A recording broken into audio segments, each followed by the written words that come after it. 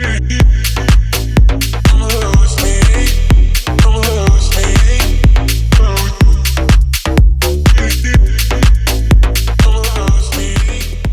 everyone, welcome to the spot. My name is Tiffany. And I'm Ron. And I'm Ryan. Yeah, we have a special guest host this week, Ryan Abney from Cali, right? Yep. From Yeah, Cali. so he's standing in for our beloved Tiara. You know, she's out with her baby. Yeah, And so he swam to his computer just to be with us. he he defeated the flood in Cali. Yes. I hope all is well out there. Yeah. Well, before we get started, I want to ask you guys to please like and subscribe this video. Please send it out far and wide, and tell a friend and tell a friend. You know, keep sticking with us.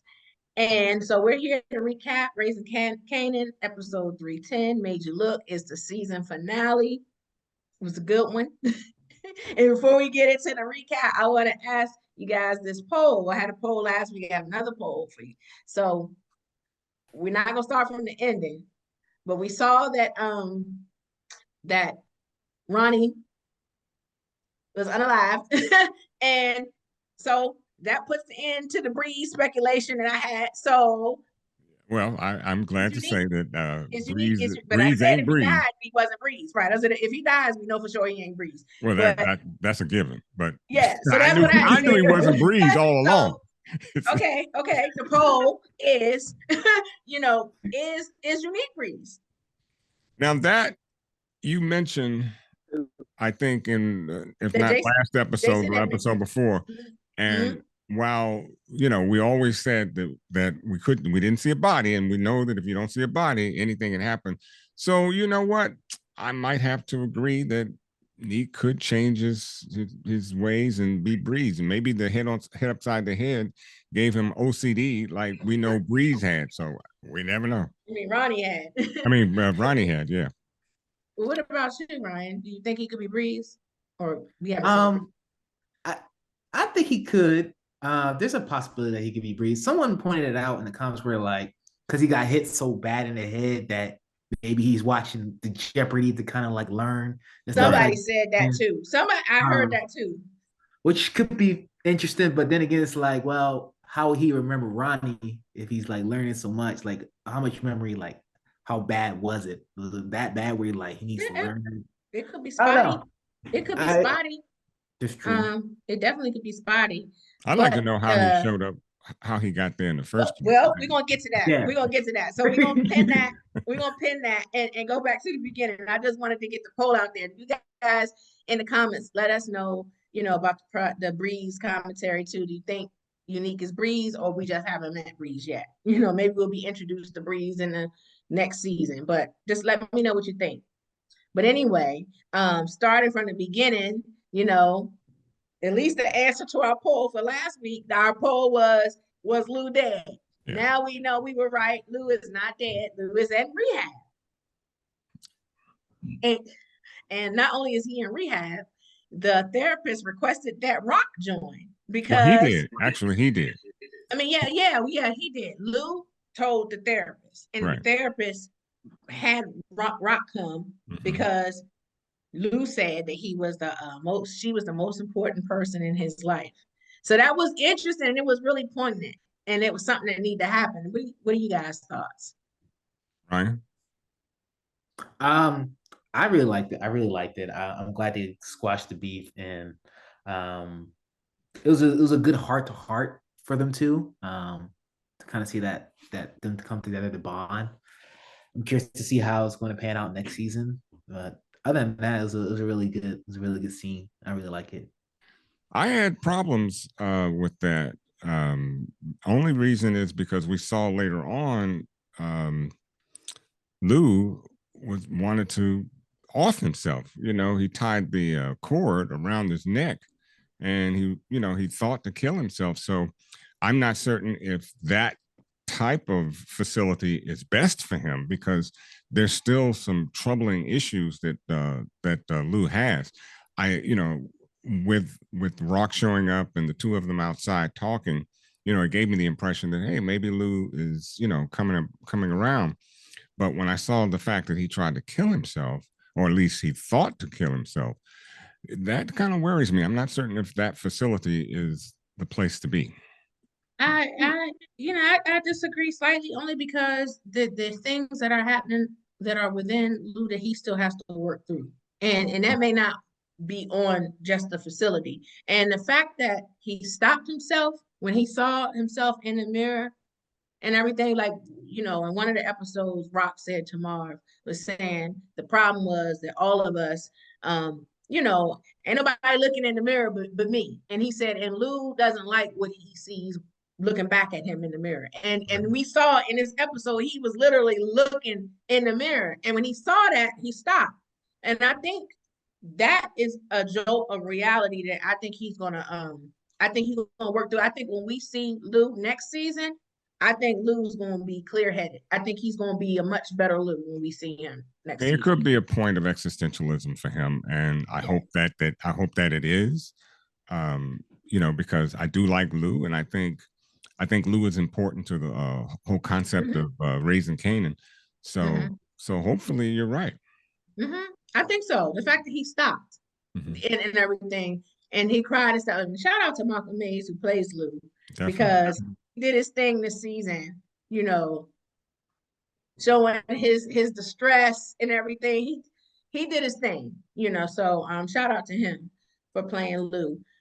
And so from there, I was proud of Raq too, because as Ryan said, that heart to heart needed to happen. Definitely. He needed to hear from his big sister that she meant a lot to him, and stuff, because I don't think he knew that. And then I appreciate what he said to her too, when he said, I can't cash those checks no more. Because I was saying to my son, like, Raq can take people out and sleep at night and not have problems. And clearly Marv can too. But it's taking a toll on Lou. It's taking a toll on Lou. And he said, I can't cash them checks no more. It's, he can't, his conscience has beaten him up, and he can't do that no more. So that was that conversation too. Just let him know that if she gonna have to really let him out the game, she ain't gonna be able to rely on him for that type of work no more. Yeah. And the other thing too is he took ownership of some of the things he's done. I thought that was a very important piece in his, getting back to who he is. When he said to the therapist, when the FBI came to visit with him, and he said, no matter what he does or tries to do, people are just going to see him for who he is. And he is accepting, I'm paraphrasing, he's basically accepting the fact that he is who he is. So, and to some degree, that's where he needs to be. He needs to accept who he is and work from there, because, your past doesn't have to be your future. Agreed. Agreed. I also like to say for Lou, just to kind of be on Tiffany's side for this one, just to defend him. He only been there for like a couple weeks, so to process all that in that short amount of time would be a lot. I'd be surprised if he could do it, but it takes a while to work through, especially all that trauma. He got childhood trauma with Mama. Once we saw Mama, we said that you said that Mama's something. The childhood trauma, the stuff with the siblings, especially the relationship with Raq, him having to, unalive D-Wiz, Kanan's friend, and then Scrap's mom, all that stuff has compounded and everything. So he's going to need extensive therapy and stuff, and also, getting rid of the bottle and everything. So I think next season we're going to see a more clear-headed Lou. But yeah, we hope so. But the next scene we saw the feds rolling up on Marv at Gerald's funeral. I was like, they have no shame. And at first they come and ruin Jukebox show with Butter at the mall, and stuff. And then they roll up on Marv. But Marv played it cool. He did. I love Marv. I mean, yeah, I do too. He is a cool brother. I mean, and then he gave him the finger when he left. So, he just put a stamp on it. Yeah. It's like, shoot, Gerald wasn't built for that. Exactly. And this is where he ended up. Like, they tried to put it on Marv, like, no, y'all put him up to this. Exactly. Y'all put him up to this knowing he wasn't built for it. And it's y'all that got his baby in the system now. I mean, Gerald too, of course, not forgetting his blame in it, but the feds, by putting that pressure on him, they helped. And I feel sorry for the little girl because now she lost her younger sister and her dad. And our mom is out here somewhere. We don't know where mom is. Remember, Gerald said that. Yeah. That's pretty heavy for a young girl. Well, that's gonna be interesting to see in future episodes. If, like, what if Mama gets cleaned up and she pops up in a future season and stuff and seeks Marvin and them out, or gets the girl or whatever. That would be interesting to see if they close that loop with the mom still being out there. We don't know who she is. I don't know. I'd like to think that as hard as it sounds, or horrific as it sounds, I hope that this chapter for that little girl is closed. I don't know how much more we can see with her. She wasn't an integral part of the show anyways. So I think the Gerald part is closed, but but I kept saying in earlier shows that Howard needs to be very careful, because he kept wanting to put everything on Marvin and talking to Raq. Raq loves Marvin, and I honestly, I don't know where you are in your we can go there. I have notes, but we can go there. Yeah. Your run of show might say something different, but I it just kept hitting me with this Howard thing, because we saw more heat being placed on Howard, as I think you have denoted at some point in time. I thought he could win, but this thing kept troubling me with every time he wanted to put everything on Marvin, and he's telling Raq, now, come on. Come on, Howard. Yeah. Okay. What, Ryan? So help me out. Did you see it coming? Did you see it coming for Howard? I saw something was going to happen to him. No, yeah. When he was like, when he told Raq, like, we need to put it on Marvin, and that look she gave, she's like, oh, okay, all right. I know what time you are. Listen, I knew it was over for him when he went to the mosque and he was praying and stuff too. I was like, yeah. Go ahead and get right with God. Go ahead and get right with God, because karma is coming for you. I knew then. And also, when he gave that little monologue, me and my son talked about that. When he went and he talked about, her and the kid and stuff like that, like that little monologue sealed his fate, because he pretty much was running his mouth like I ain't asked for that. He made himself the victim, and then he made it seem like I ain't want no part of this, and your kid and and stuff. And so Raq looked like, and then just was talking about Marvin, and I think that really let her know, like, he was talking like he was trying to help with Kanan and this and the other and family, all this stuff before. But I think it let her know that he would do anything to save himself. That was confirmation for her when he was saying that, like, look, it's on him. You got to take off on the team, and then you and Kanan all right and stuff. But the way he talked about Kanan and stuff and her, like, even last week when he was just like, F you and yours. And she said, mine is yours. Right. Like, so I think she just made the conscious decision. And then the fact that he was no longer a cop.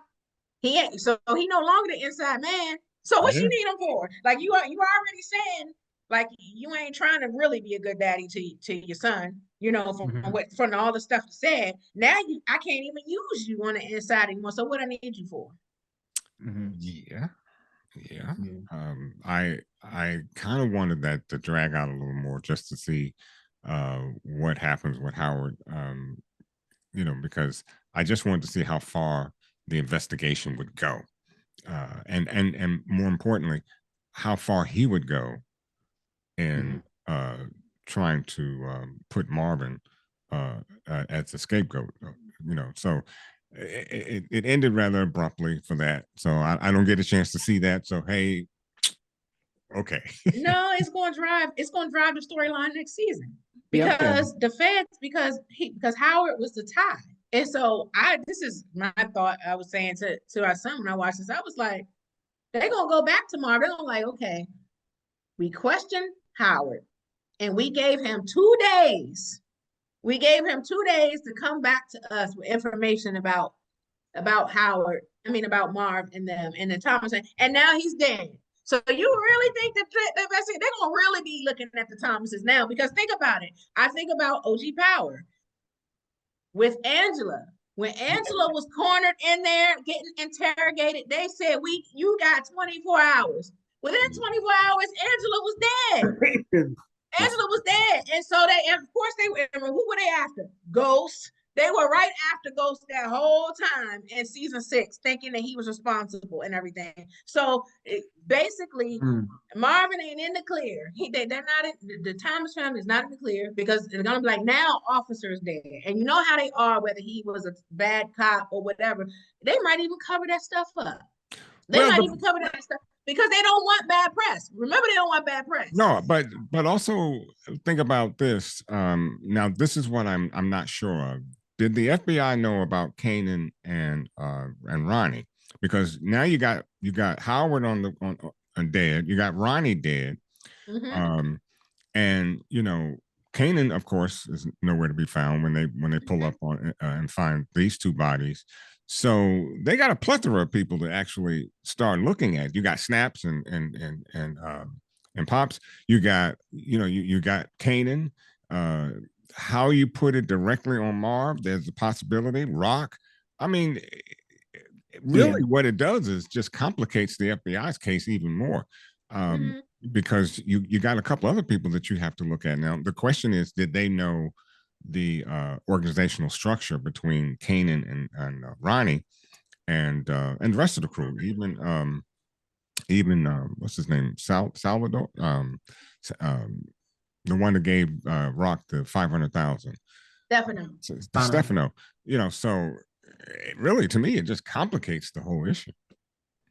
Oh, it's complicated. It's definitely not cut and dry. But they were saying that Howard was their one major lead and stuff, and they were trying to make the connection with Marv. But like I said, he had 2 days, and now he shows up dead and stuff, and it looks like he was taken out, not by himself. So, and then there's another body there. There's somebody else. So it's gonna, unless they go back not just another body, but a gang member body. So, and to their point, Howard was actually involved in the gang because you got this gang member that's dead. You got Howard that's dead in this warehouse.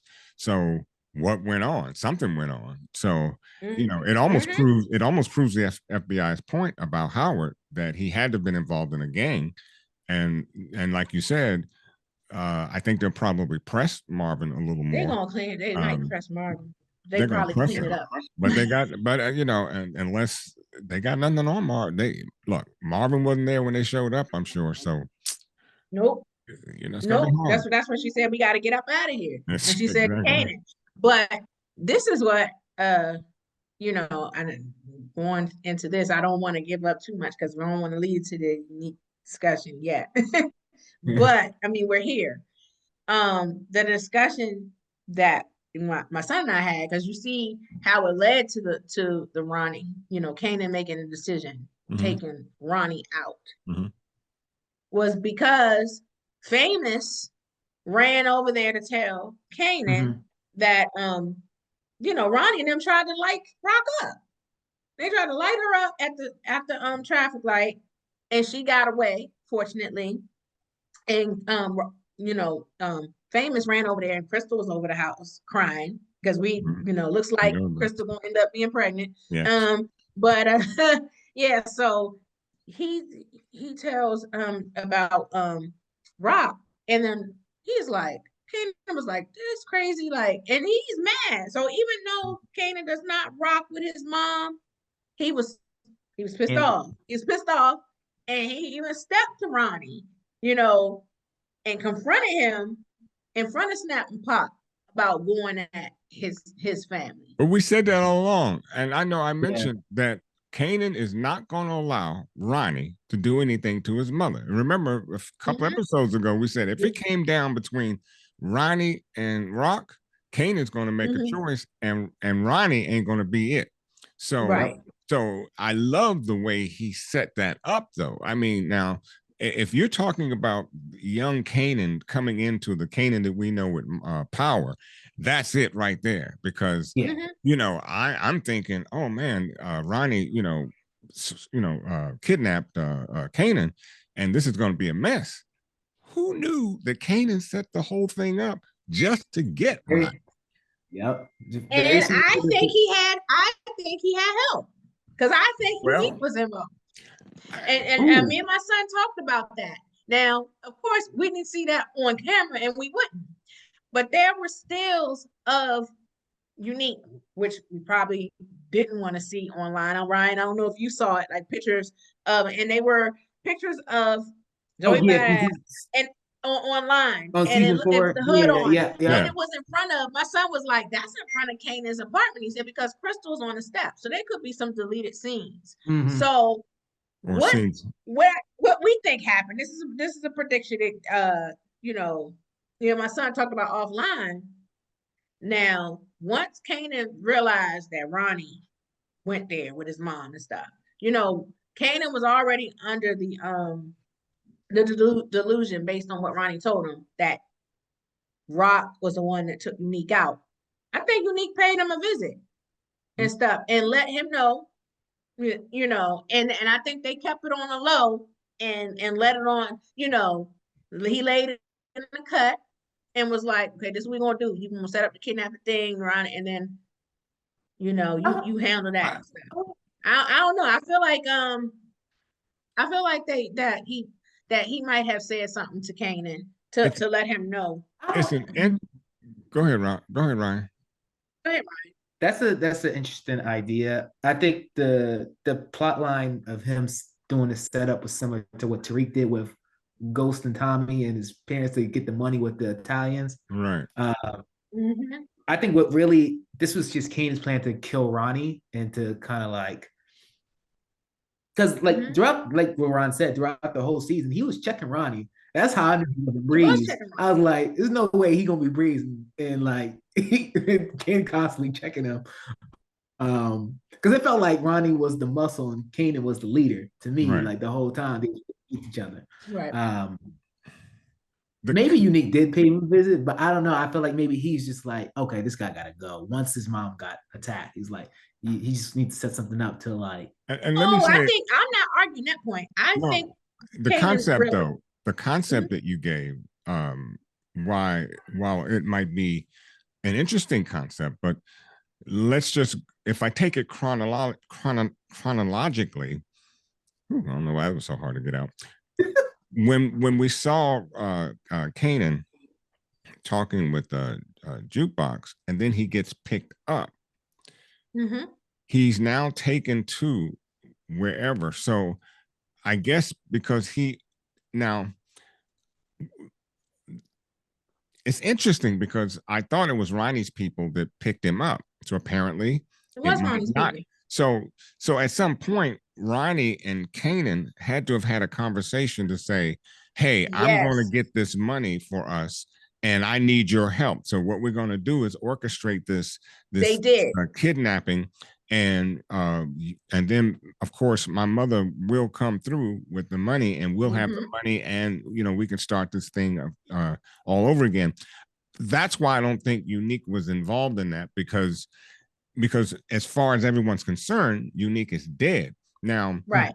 And I don't see at a point where Unique and Kanan would have had a discussion to augment this kidnapping. I think that was strictly done by Kanan and Ronnie, because Ronnie doesn't seem to have the brain matter beyond just beating up and killing folk.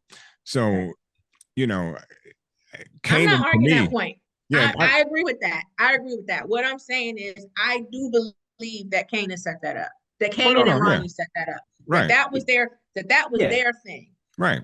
I was thinking, and my son said this too, because sometimes, on these power shows, and we saw it in Power Ghost, sometimes, when we watch these shows, they show stuff in flashbacks and show some stuff that we don't see and everything that happened behind the scenes. We saw that Power Ghost, like when we thought that Monet went to Kate's house to give the letter or whatever. And it was actually when they showed the flashback, it was Diana that had done it wearing a wig. What we're saying is the stuff that we did not see with Unique. It could be a flashback. I think that Kanan set this up with Ronnie, just like you said, that you get the money, I get to connect, da. But I think in between, whenever he had time by himself, whatever, at some point, Unique may have come to the house. He may have exposed himself offline that we have not seen yet and said, this is what's up. He did this to me, da. And Kanan already was planning to get rid of him and might have been like, I'm gonna go ahead and do this. I mean, it's possible. Because you have to think, how did Unique know what was going down at that warehouse if he hadn't been in connect with either Kanan or even Ronnie? Maybe he showed up to Ronnie and said, hey, I'm not dead, let's work together. I don't know. There had to have been some way that Kanan knew, Unique knew what was going on, or he wouldn't have been at the warehouse. So at some he got with somebody. I don't know who he could have gotten with. I think Kanan, or either he was watching all along. So go ahead, Ryan. I was gonna say, I think he probably just been watching Ronnie this whole time, waiting for a moment. It's possible. It could be. He could have just laid in the cut. And I was saying to my son, he was like, listen, he said Panessa probably even knew that he wasn't dead. And he said, you don't think that Panessa and the son wouldn't be the first people that he pulled up on and that she been laying in the cut? Because when she was like, I can't talk to you. Remember, she was like, she talked to Raq for a little bit, but after a minute, she was like, I gotta go, this, that, and the other. And she probably Unique probably told her, go to your mom's house, stay there. That's what I'm saying. Yeah. So he probably told her offline, to stay in the cut. Yeah. I'm gonna line this dude up. Yeah, I was thinking exactly the same thing, that Panessa went to her mom's house because Unique, she and Unique had a conversation, and Unique said, I'm gonna lay low at the apartment. You go to your mom's house and I'll see you when I see you. So that very well could have been the case. But I thought this was going to be a cliffhanger because we saw so much of Lou. It was just kind of dragging along the first 20 minutes of the show. It was the heartfelt stuff with Lou and Raq, and I guess we had to go there. But in episode 10 or the finalities, we tend to want to see some action, and we got it at the end. I mean, at the end, I got my juice. I was happy to see what went down. Look, juice with Omar Epps. So with juice with Epps and God got me calling them Epps, with Howard and Ronnie, I'm full. I got my meal. They're done. I know it's hard seeing a vet like Omar Epps go though. It is. It is. But I want to shout out Ransom Coleman, who played Ronnie, because he played that role. He did the darn thing. And especially if you guys were to meet him in person, he is so not like Ronnie. He is so personable and cool and down to earth and everything and stuff. So and funny. So to see him play Ronnie, I mean, he did his thing. So shout out to him. Yeah, great job. Yeah. Ronnie, Team 10. Yeah. So but we knew we knew he was going down. I thought that he was either going to be unalived or either I thought he might do himself or go to jail. Raq, Kanan is gonna be beefing with her next season about that though. You think because so? Because she took out his dad right in front of him. That's still his father. Yeah, but if you notice the look on Kanan's face as they were walking away, what said what, and this is going to be interesting, but what I thought was, well, maybe Kanan now will settle in on with Raq and learn a little more from Raq. And I don't know at what point the split takes, but it just seems like he was okay with what went down. You know, he didn't have that look of shock and awe on his face when Howard went down with a bullet in his head. Now, he didn't look shocked to me. I don't think he was expecting it, but when she said, "Let's go,"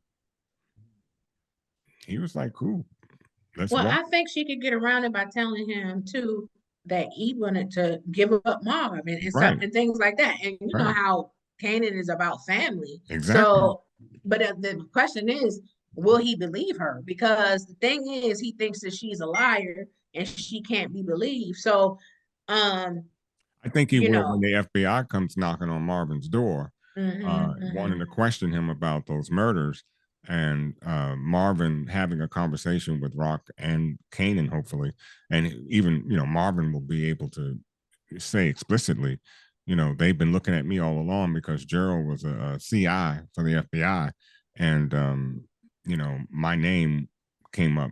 So it's there are a lot of clues to say, not clues. There's a lot of evidence to say that the FBI had Marvin in their crosshairs, but I just think Kanan will settle down now and learn a few things, because remember, even Snaps was like, your mom's, she knows this game.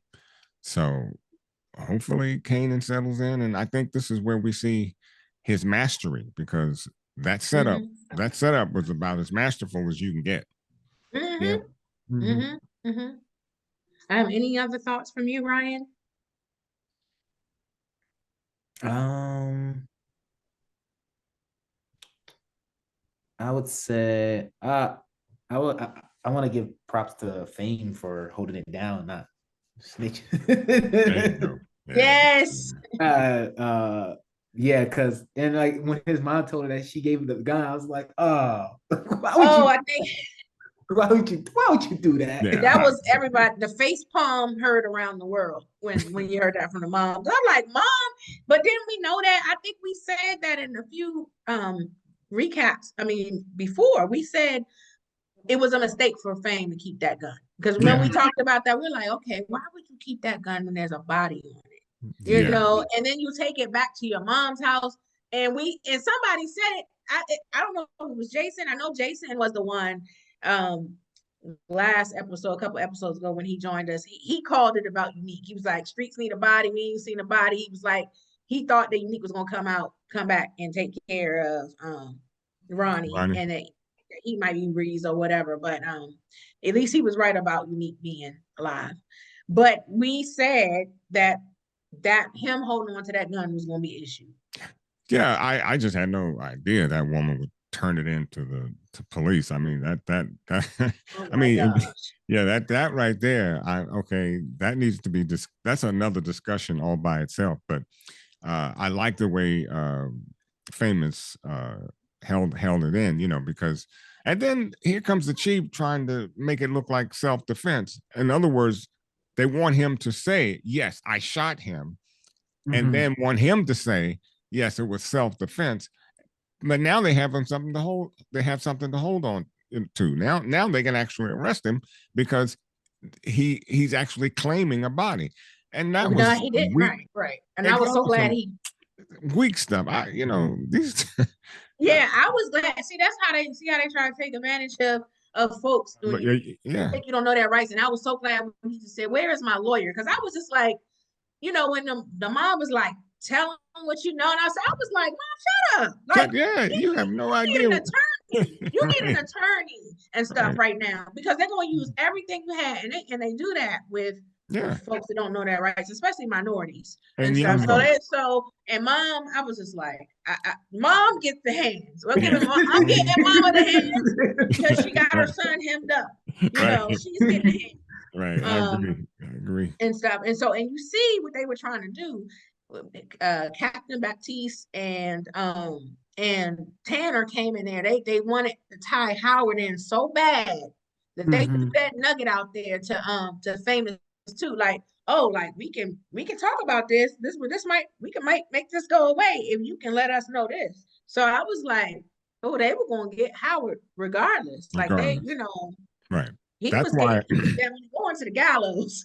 That's why it's going to be really interesting when they find Howard dead next to Ronnie. That's going to be real interesting.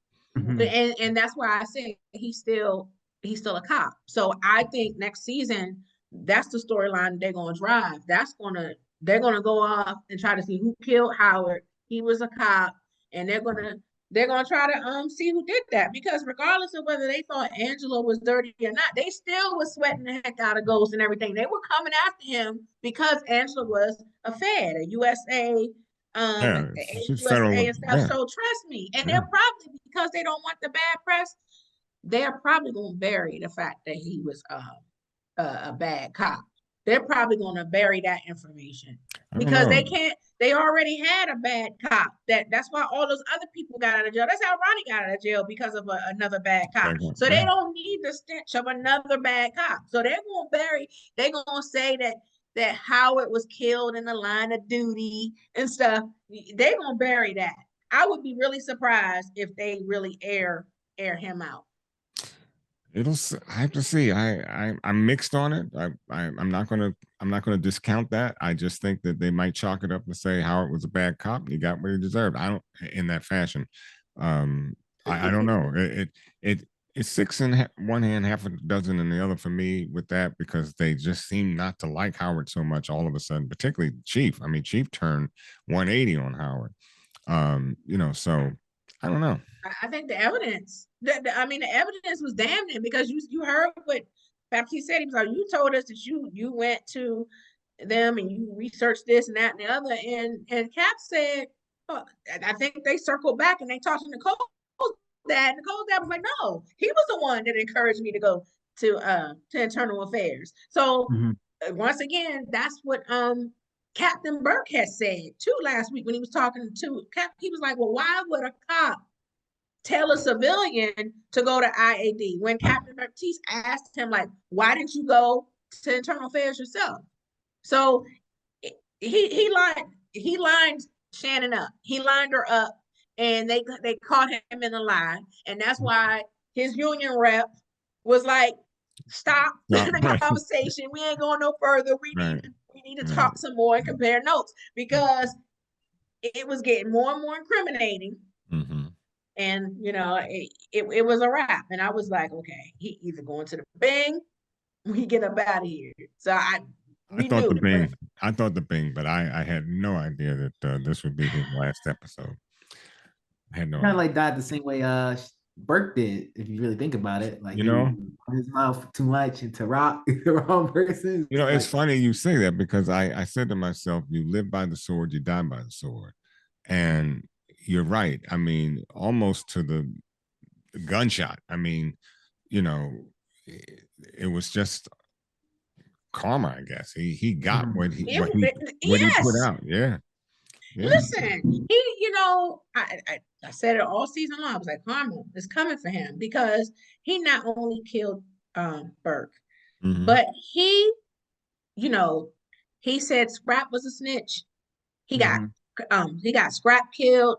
And then, the situation, he told them that Scrap's mom came in there. He got Scrap's mom killed. He got Sam killed. He was the one that said that Sam saw, what happened and stuff. And then Marvin, he got a lot of bodies on him. So when he was in the mosque praying, I was like, bro, you need to be praying. I said what I said was, actually my first thought was, you're a little late on the prayer, but then I turned right around and said, oh, well, maybe you better be on your knees, because of what's coming. Yeah. So because he heard the fat lady singing. He knew. She was screaming. She wasn't singing, she was screaming. He knew that noose around his neck was getting tighter and tighter. Yeah, boy. No pun intended. So I wanted to talk about Jupe, because, oh my gosh, talk about a dream deferred, because just as we said, that stuff with Tanner, them coming to the show last week, blew the opportunity for the group, because she said now that the group wasn't going to work out and everything. So she decides to go to the Army, and we see Aisha comes clean. She calls Aisha to the park, and they have a conversation. And Aisha, confesses her feelings for Juke and stuff. And first she's mad at Juke because she ain't heard from Juke in a couple weeks. But Juke, invited her to the park, and they talk. And so now she's like, wow, like I thought you would, thought you was with Kanan. You were Kanan stuff. And Aisha said, just like a lot of us talked about her, being confused about her feelings and stuff, and not knowing how to accept what was going on with her. They young. And so that situation, it's a trip, because Juke is like, I'm going to the Army, and Aisha's like, well, I'm here. And Juke was like, she's making an ultimate sacrifice, because she's like, my family, you'll mess around and get hurt behind my family. And she saw it happen. Her mom's killed and stuff. It's a stench on her. And I think what Tanner said to her when she was in that interrogation room, got in her head, because he said, we try to get away from our effed up families, and sometimes we can't, and this and the other. And she's just saying, she said, my family is going to F up anything good for me. So I think she's like, oh, I'm gonna go to the Army, I'm gonna get away from these folks, get myself together. I ain't gonna involve Aisha in my mess, because something. I think if Aisha might have, expressed her feelings a lot sooner, because just like Juke said, I mean, you're a day late and a dollar short. I mean, I didn't even know this so-called feeling you had existed until now. So maybe had she known that Aisha felt the way she did a lot sooner, maybe that might have had some maybe she might have thought twice about going into the service. But again, like you said, I think it was definitely best for her to get away from her family, and because she's not about that life. And so I think the service is a good place for her to be, particularly with all the heat coming down on her family now. So I think it's a good place. Well, and we see him. Oh, go ahead, Ryan. Sorry, I didn't mean to cut you off. No, go ahead. First, I want to say it's a little depressing watching her story, because just know how it is. It's like, dang, Jude, I want you to end up, on a good path. What happens? Yeah. What happens, unfortunately. I'm curious to see how this plays out. If they're going to like do a time jump with her going to the Army, or like, because she's going to have to boot camp and everything, and then seeing when she comes back. If she's going to change her last name, because I know that happens, and then that happens in OG Power. Yep. And then like this, like how she become a cop and everything. It was cool to see her like kind of like come to the realization that her family is the problem, and like even when she was having that conversation with Aisha, she's like, "You're not gonna wait for me. Like, I wouldn't even want you to. Like, that maturity is like, come on, it's not TV. Right. He ain't gonna wait for me. Right. Who you kidding? 4 years? Yeah. Come on. And then like, no, in the group that didn't work out, it's no longer butter now. It's melted butter. So I called it margarine. You called it margarine. It ain't even that. It ain't even that. It ain't even that. I mean, yeah. But look, on a brighter note, Butter's dream is deferred. Juke's dream is deferred, but Haley Kilgore, who plays Jukebox, has music coming out. She's doing music for real. So, yeah, support her. We should support her music. And Malcolm Mays, who plays Lou, also does music in real life and stuff too. So support his music as well. Yeah. But I think we got a lot to hang our hat on for next season, though, because the big reveal, Unique is not dead and stuff. So that's going to factor into next season, and we'll determine whether he's Breeze. We'll probably see how it played out, where he was all that time and stuff like that, because that's going to be interesting. But I do think that the situation with Howard is going to be a storyline that drives the next season. And Lou, I think Lou is going to be clear-headed. He was clear-headed enough, even though we saw that scene where he was trying to unalive himself. I like the way he handled Tanner and them. We talked about that. Tanner and them have no shame. They showed up at the rehab to talk to Lou. I was just like, there's all types of boundaries crossed with him. You know, Juke's performance, you know, the funeral for Gerald with Marv and stuff. And here they are at his at rehab and stuff. So I do appreciate how Lou handled him. Let me say one thing about Breeze and Kanan, because Kanan knows what unique looks like. And when we go to Power, if Breeze is actually unique, Kanan would have known that. So it'd be interesting to see how that plays out if he indeed turns out to be. Well, if he changes his name, because but Kanan knows what he looks like, though. So Kanan knows what unique looks like. Right. So I'm just saying if he changes his brand, period, because but Kanan would know his name is dirt in the street. His name was already bad when Ronnie came out of jail. Right, but Kanan would know who Unique is or was, or who Breeze was, you know. Exactly. So, but we never see that in Power. So it would be interesting to see that scenario play out, or how they play it. That's all, because you're right. Because you know, we have to get over that hump that Kanan would know who Breeze or who now. Oh, exactly. I don't think it's gonna be a secret, because whoever Breeze is was somebody that had Kanan and Ghost and Tommy under their wing. Right. So that whoever Breeze is that person, and it may not be unique. You know, it could. You know, but I'm not discounting it. I mean, I like the setup. We wondered where Unique was. We'll see. We'll see. I mean, Breeze has to. He may come next season. We thought that he was coming this season, because on Sasha Penn's IG, like early in the year, like around March or whatever, it was a picture of this blue airplane, and on the side of the airplane it said Breeze. And then I read a couple articles on IMDb that said that, you know, and sometimes IMDb gets things wrong, but they had something in there that said showrunner hints that Breeze would make an appearance in season 3. So, you know, based on those articles and what he put on the IG, I thought, he's teasing us.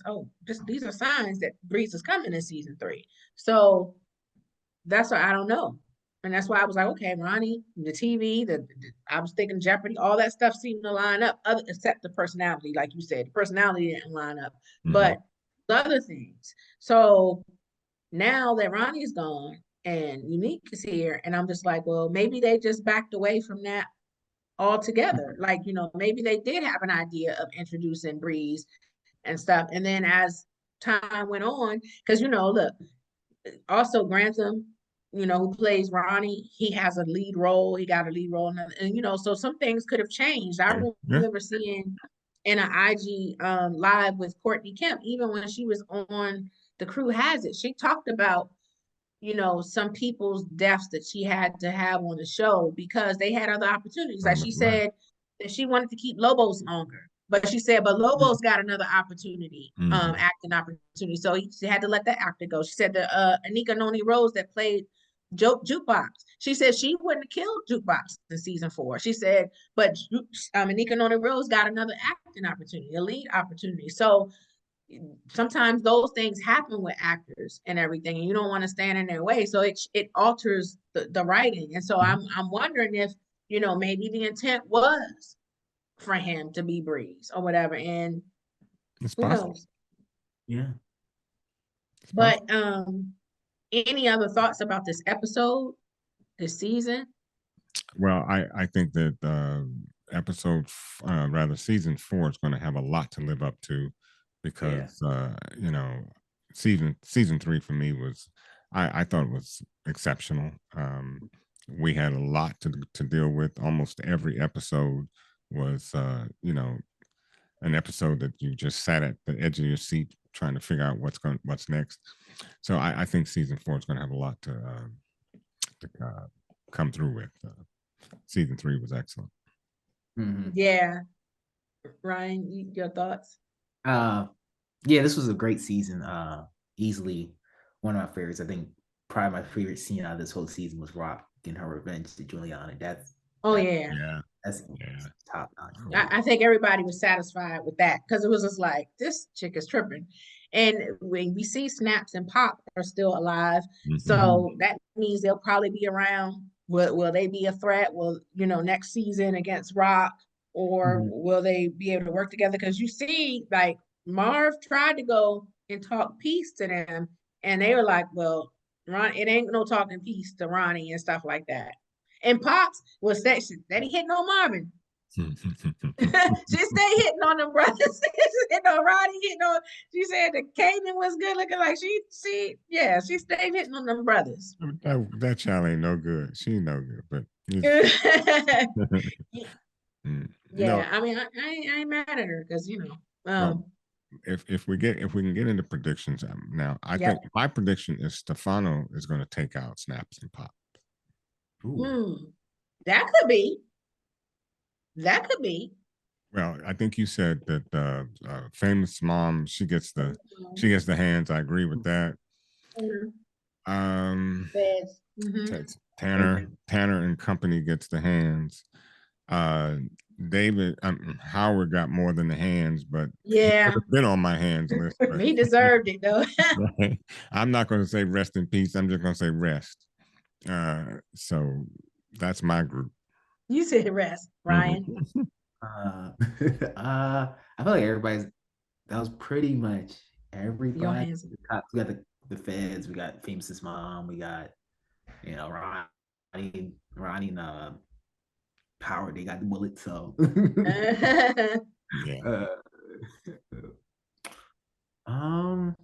that's really everybody else I could think of for this episode. Well, game ball, like who should get the game ball? Marvin. Marvin. And why Marvin? Well, you saw how he put a couple of bullets in some of the soldiers when he came in through the warehouse. He had to clean up. So Marvin is just an all-around cleaner. I like who he stands, what he stands for. Whether it's physical or mental, Marvin is there. Yeah, he's clutch. He's been clutch all season. But what about Kanan for putting that act together, getting Ronnie out of there? He gets half He gets half a game ball because he's been such a he's been a butthole. He's been a butthole the entire season. The whole season. But we had to get Ronnie up out of it. Like he was like, Yeah, well. So I agree, but I'd give him a half a game ball. But if you want to give him 3/4 of a game ball, I'm good with that. What about you, Ryan? Game ball. I think where I said Fame, right? I'll get Fame for not snitching. Not snitching. Coming over and putting Kanan on game too, letting him know that what happened to his mom and all that stuff. So yeah, that too. Because he could have been like, I ain't going over there, especially the way Kanan treated him this season. But he was being a good friend. So yeah, he could get game ball too.